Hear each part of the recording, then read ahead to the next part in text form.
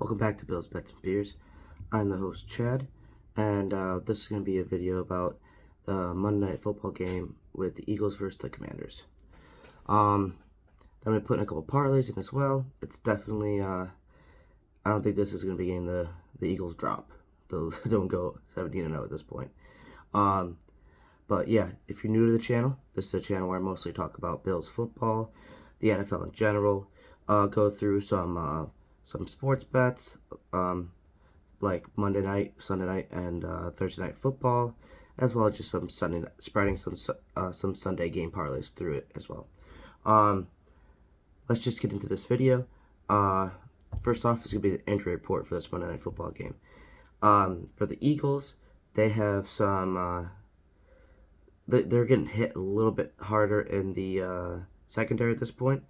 You have cornerback Josh Jobe, hamstring, did not practice all week, and he's out for this game. Same thing for cornerback Avonte Maddox. He did not practice all week with a hamstring issue as well, and he's out for the game too. And cornerback Josiah Scott, ankle, was limited Thursday, Friday, and he had a full Saturday. So that's positive for them. Like, I don't know how great Josiah Scott is. I'm guessing he's going to be probably taking his spot for Avonte Maddox, but the rest of their team's good enough to win this. That's not the worrisome. Their offense is going to be strong enough, so that's all that's really going to matter. Next up, I have the Commanders. Linebacker Cole Holcomb, foot, did not practice Thursday. Even when I grabbed these things yesterday, they did not have all these designations and stuff yet for Friday, Saturday, which I thought was weird. Running back J.D. McKissick, neck, did not practice Thursday either. Center Tyler Larson, back, was limited practice Thursday. He's most likely going to play if he gets a full practice in. And wide receiver John Dotson, hamstring, he was also limited practice Thursday. I still think they're going to play, but that's only thing I can find for them on injury report wise. But yeah, I think this is going to be most likely it's a divisional game, so it won't be such a blowout for the Eagles, but it's definitely going to be not a game where that's going to be challenging them getting their first loss, personally. I did two parlays for this Monday night game. Just put $1 each. Kind of going both ways. Like, one was mostly Eagles centric. The other one is mostly Washington centric, with some Eagles things spread in. But yeah, let's get into it. For the first one, it's a FanDuel 6-leg parlay. I chose Kenneth Gainwell, anytime touchdown. I was looking at that last week. I know he doesn't get them often, but I see him get another one this week. Terry McLaurin, anytime touchdown as well. I mean, he's one of the only positive things they have going on their offense. I mean, Tyler Heineke might be able to run one in. Same thing for Antonio Gibson and whatnot, but I just see with the CB depth not being what it was over on the defense of the Philly, I think it's just going to. I just think McLaurin's going to get a touchdown. He's good enough to get a touchdown in this game, especially since Heineke has been playing a lot better than Wentz at this point. Next up, I have A.J. Brown, over 70 plus receiving yards. This was like an alternate receiving thing for him, but I chose over 70 plus just because he's going to definitely get his target still against this Washington defense. They're good up front, but they're not too solid in the back end. Next up, I have Miles Sanders, 80 plus rushing yards.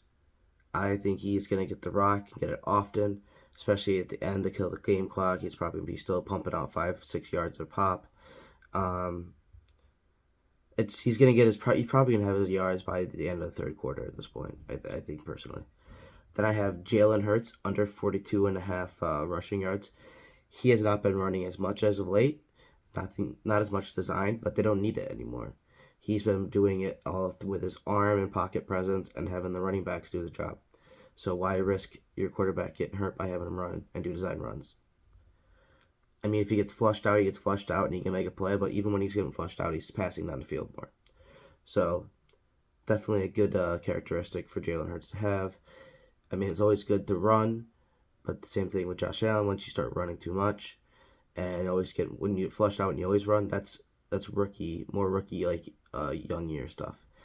Once you get to like a more comfortable point in being in the pocket, you can flush out, still stay in there, but still stay safe, and then make a third on field, because now your receivers that had 5-6 seconds to kind of work down there and get into some clean space.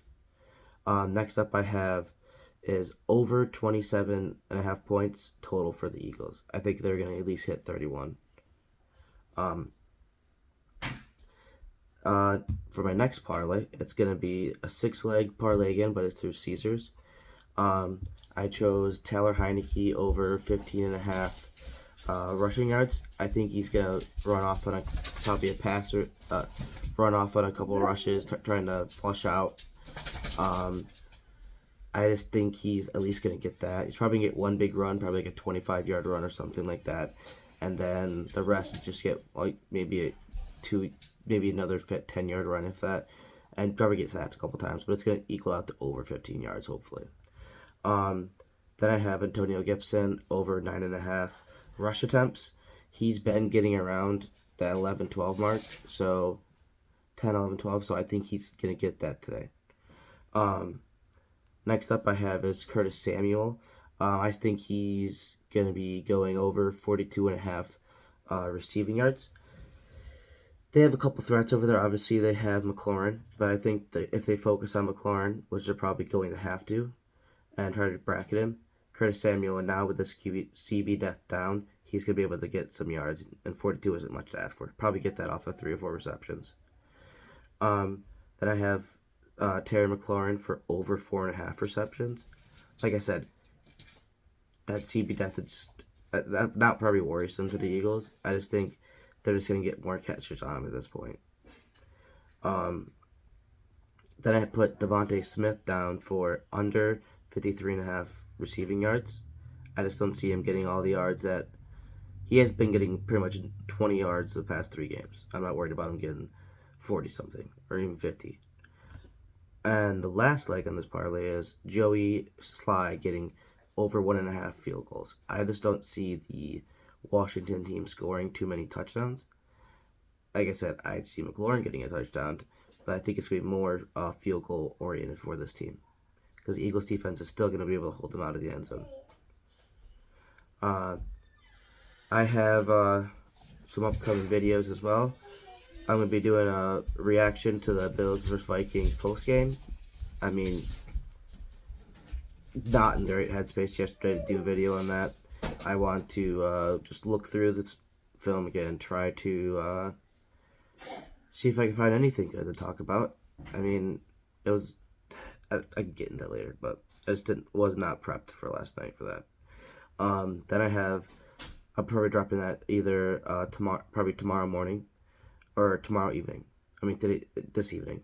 Then I also have my Thursday night football parlay and predictions coming up. And then same thing, the Bills versus Browns preview, prediction, and same game parlay. I'm actually going to be at that game with my brother in person, so we should win this one. I don't know. They literally lost that themselves. Same thing with the Vikings. They lost the game themselves. I mean, it was just who's going to not make a mistake. And the Bills made the last mistake again. So this game should be interesting, but our run defense was definitely a lot better. So it makes me a little bit less worried. I mean, yes, they popped off an 8-yard run, but, you know, like I said, that would be in the other video. Sorry. And then I also doing, again, a Sunday night football parlay with and some Sunday game parlays as well in the same video. Did pretty good this week on my bets. I was always one or so off on hitting some of these things. I mean, definitely a couple games upsets happened. Packers came back and they won by more than five. So that was interesting. And also on top of that, like Tampa Bay all like becoming all healthy and actually doing something, so they beat Seattle. I thought Seattle would have it, or at least be within those +2, maybe like a point game at the end. But that's betting world, it happens. But I was right about the Bills. They picked the over on that because I didn't want to pick the outcome of it because I was not 100% with if Josh Allen. I think if Josh Allen didn't play, it would have been similar-esque game because they weren't really throwing it down the field as much in the beginning. Obviously, having him in there at the end helped out a lot more. I think we would have needed him to keep up with that pace of scoring in the first half.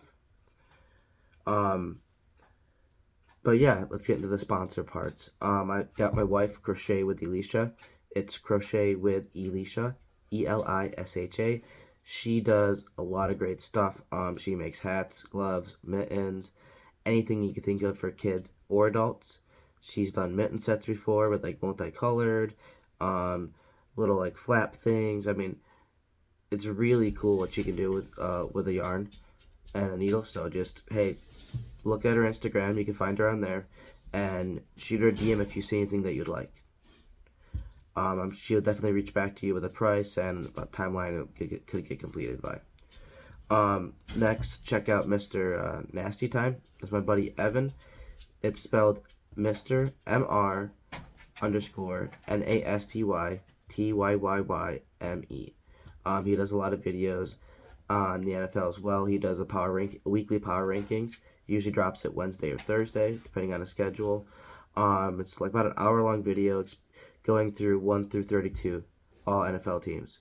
So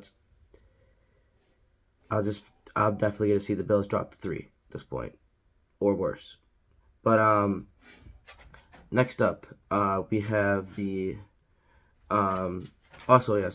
he also does a lot of videos. He's dropped the UFC video this week again, explaining his parlays and who he thinks can win the fights and whatnot.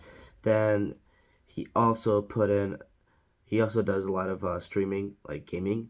He does Modern Warfare 2 as of late, but he's going to be doing a lot more types of video games. He likes playing like some Jedi games and other things like that. He's very antiquated with everything that he does. He has a lot of different games that he plays. Well versed, I should say, in those. And then my hopefully eventual sponsor, New Belgium Voodoo Ranger.